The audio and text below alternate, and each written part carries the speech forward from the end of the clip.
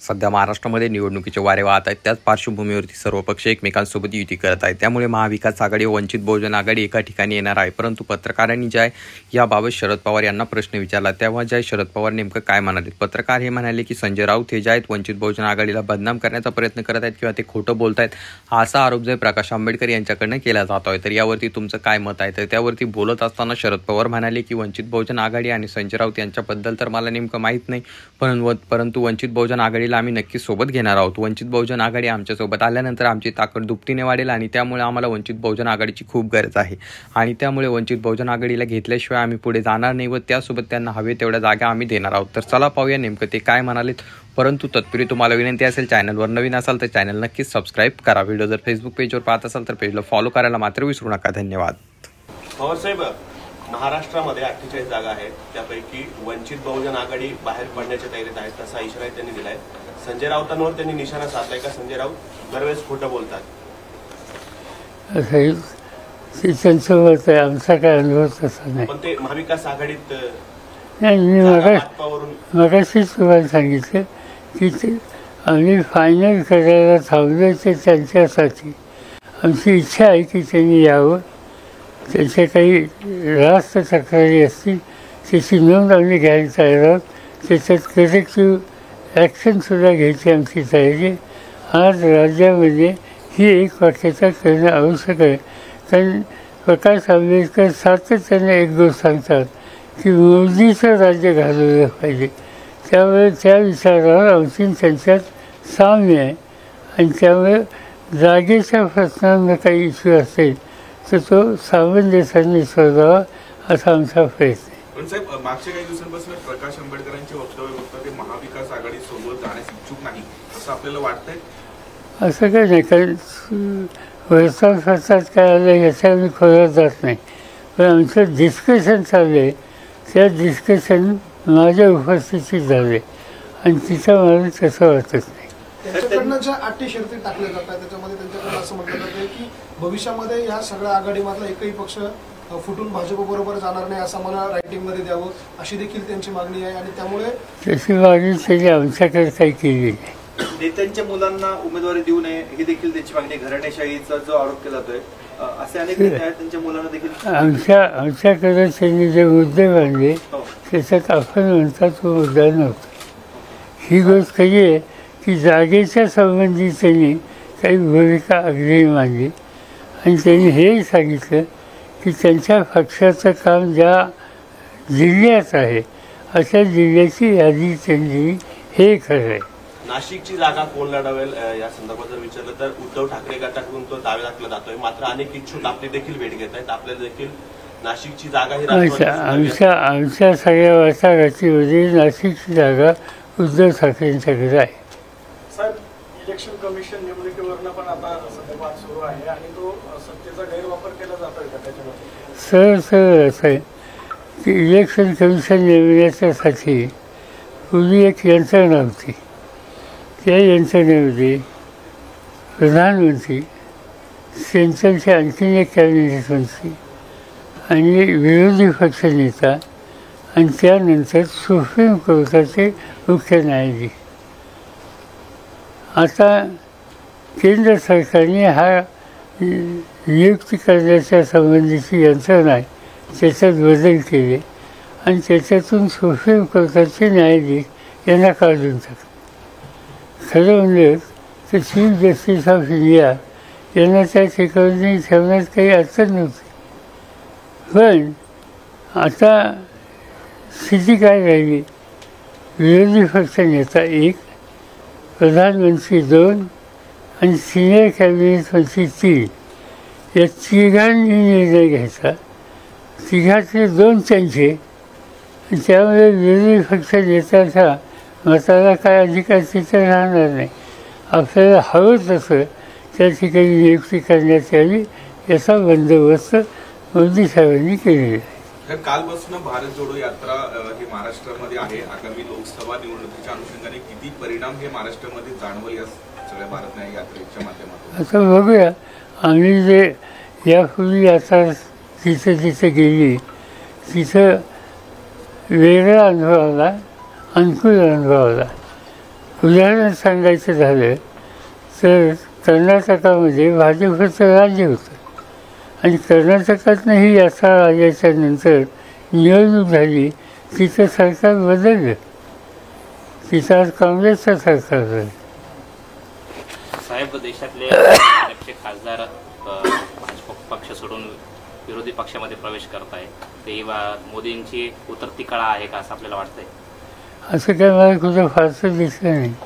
कुठे 2 राज्यातले खासदारांनी विरोधी पक्षात प्रवेश केलाय, आता स्टँडिंग खासदारांनी. साहेब, बारामतीच्या निवडणुकीकडे सगळ्यांचं लक्ष लागलंय. त्याच्यात एक ट्विस्ट आलाय की विजय शिवतरेंनी आता निवडणूक लढवण्याची घोषणा केलेली आहे आज काही वेळापूर्वी. या एकूण घटनेकडे कसं बघता, किती फरक पडेल? आहे की ते विरोधी पक्षातच होते. एकनाथ शिंदे यांच्या पक्षाचे जे प्रतिनिधी होते, मागच्या निवडणुकीत त्यांनी चांगली मतं घेतली होती, त्याच्या आधी ते निवडूनही आलेले होते.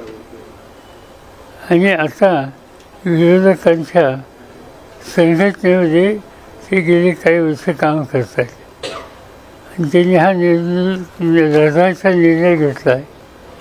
आता बघूया त्याचे काय फायदा होतील, कोणा होतील, पण त्यांना पडलेली जी मतं आहेत आणि त्यांचा जो मतदार आणि कार्यकर्त्यांचा संच हा महाविकास आघाडीचा नाही, अन्य पक्षाचा नाही. ते मागच्या काही दिवसांपासून काँग्रेसचे नेते भाजपमध्ये जात आहेत. आजच नंदुरबारचे माजी मंत्री वळवी यांनी भाजपमध्ये प्रवेश केलाय. खरं तर राष्ट्रवादी फोडली आणि शिवसेना फोडली, काँग्रेस पण या अशा नेत्यांना भाजपमध्ये प्रवेश करून घेऊन फोडण्याचा एक प्रयत्न आहे असं आपल्याला वाटतंय? साधारणतः केंद्र सरकारमध्ये सत्तेमध्ये जे आहेत त्यांनी ठिकठिकाणी विरोधी पक्ष फोडता कसा येईल किंवा आणखीन त्याचा हल्ला कसा करता येईल याचाच आखीव कार्यक्रम त्यांनी केलेला आहे आणि करत आहेत. त्याचा हा भाग आहे. आणि नंदुरबारचं जे उदाहरण सांगितलं त्याचं काय मला फारसा आश्चर्य वाटणार नाही. आणि त्याचं कारण पक्ष बदलाचा अनुभव त्या ग्रस्तांना बऱ्यापैकी आहे. पवार साहेब, मध्यंतरीच्या काळामध्ये नरेंद्र मोदी महाराष्ट्रात आणि अमित शहा येऊन गेले, परंतु या सगळ्यांच्या रडारवरती शरद पवारच होते. शरद पवारांनी काय केलं असे प्रश्न विचारून त्यांनी सभा गाजवल्या. याकडे कसं बघता? चांगली गोष्ट ना. त्यांनी सांगितलं की 50 वर्ष हा माणूस महाराष्ट्रावर बसला. असं महाराष्ट्राच्या जनतेनं 50 वर्ष मला निवडून दिलं असेल तर मी त्यांचा आभारी आहे. आणि 50 वर्ष एका राज्याच्या एका नेत्याला लोक निवडून देतात याचा अर्थ त्यांनाही समजला पाहिजे. महायुतीचा साहेब 45+ नारा आहे आगामी या लोकसभा निवडणुकीमध्ये. आपल्या महाविकास आघाडीच्या माध्यमातून असं काही नारा आहे? तुमची आकडे तुमची माहिती चुकीची आहे. त्यांची 48 आहे, 45 आहे. दिंडोरीचे माजी खासदार हरिश्चंद्र चव्हाण राष्ट्रवादीच्या आपल्या शरद पवार या पक्षातून लढण्यासाठी इच्छुक आहेत अशी एक चर्चा चालू आहे. नाही, अशी काही चर्चा माझ्या करणार. साहेब, आपण नाशिकची जागा उद्धव ठाकरे गटाकडे दिली असं म्हणतात, पण आपल्या पक्षामधनं पण काही उमेदवार आहेत ते इच्छुक आहेत. इच्छुक असतात, आहेत, माझ्याशी बोलतात, त्याच्यात काही गैरवाद नाही. राजकारणामध्ये संघटनेमध्ये जे काम करतात त्यांच्या आयुष्यामध्ये काहीतरी इच्छा असते आपण कॉन्टेस्ट करा आणि ते आपल्या पक्षाकडे मागणी करतात. तशी माझ्याकडे केली. आम्ही त्यांना समजून सांगू की आपण दिंडोरीची जागा निवडतो आहे, दुसऱ्या जागेवर आपल्या सरकारी विषयांचा विचार झाला आहे, तो आपण कसा यशस्वी जागा सहकार्य करू. दिंडोरीची जागा मागताय असं काही चर्चा? हो, त्यांनी माझ्याशी चर्चा केली. कारण काँग्रेस धवले आणि त्यांची टीम येऊन भेटून गेली आणि आमच्या सहकार्यांशी याच्यात यापूर्वी चर्चा झाली आणि त्याच्यामध्ये आमच्या लोकांचा प्रस्ताव त्यांच्यासाठी आहे की विधानसभेवर त्यांना काही जागा शोधायची आणि विधानसभेला आम्ही त्यांच्यासाठी जागा शोधायची तयारी ठेवली. त्यांनी ह्या जागेच्या संबंधी आम्हाला सहकार्य करावं. विजय तारेंनी काही वेळापूर्वी असं म्हटलंय की मी महायुतीत आल्यानंतर, तरे म्हणले मी महायुतीत आल्यानंतर अजित पवारांना सत्कार केला, सन्मान केला, पण त्यांचा उर्मटपणा काही कमी झाला नाही आणि पवारांना न होणारं जे मतदान आहे त्या मतदारांसाठी मी बारामतीमध्ये पर्याय असू शकतो. पवारांना कोणत्या भावात झालं अदृश्य राहते शिवतारेंच्या मागे असा त्याचा एकूण अर्थ होतो. अजितदादांच्या बाबतीत त्यांनी केलेलं आहे विधान ते माहीत नाही, पण त्यांनी म्हणजे आमच्या उमेदवाराला न होणारं मतदान ते घेणार असतील तर आम्हाला आनंद आहे. पवार साहेबांचा शिवतारेंना अदृश्य हाते असं समजायचं का? असं आहे की आमची त्यांची चर्चा झाली नाही. एकदा ते शेवटपर्यंत लढतात का नाही हे पाहूया, कसे लढतात हेही पाहूया. मनसे नेते वसंत मोरे यांनी काल पक्षाचा राजीनामा दिलेला आहे. मध्यंतरी ते आपल्यालाही भेटून गेलेला आहे. आपल्या संपर्कात ते आहेत किंवा अजिबात मला भेटले ही गोष्ट खरी आहे. मला ते एवढ्यासाठी भेटले की ते जिथं राहतात त्याच्याजवळ एक क्रीडा ग्राउंड आहे आणि त्या ग्राउंडवर रिझर्वेशन बदलून काहीतरी अन्य कामासाठी ते ग्राउंड द्यावं असा निर्णय महानगरपालिकेत घेतला जातो. हा मुलांच्या दृष्टीने योग्य नाही आणि ते रिझर्वेशन बदलू नये हे सांगण्याच्यासाठी निवेदन त्यांनी मला दिलं. दुसरा विषय कधी चर्चा केली नाही. साहेब, राज ठाकरे 2-3 दिवसापूर्वी नाशिकला आले. त्यांनी असं म्हटलं की शरद पवार गट आणि पवार साहेब हे काही वेगळे नाही, आतून एकच आहे, हे जनतेला मूर्खात काढताय अशा प्रकारचं वक्तव्य त्यांनी जाहीर सभेत केलं. ठीक आहे, आता त्यांनी केलं म्हणजे असं एक पण म्हणजे की या दोघांच्या भावाचं सुद्धा एक वाक्यच आहे. पण मी म्हणणार नाही असं, कारण मला माहिती आहे असं नाही आहे.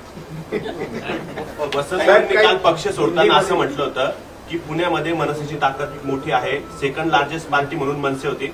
आपल्याला तर समजा जर ते मनसेकडून लढले असते तर त्यांचं आव्हान होतं का मनसेचं पुण्यामध्ये? मनसे ही सेकंड लार्जेस्ट पार्टी होती पुण्यामध्ये असं काल वसंत मोरेंनी पत्रकार परिषदेत म्हटलंय.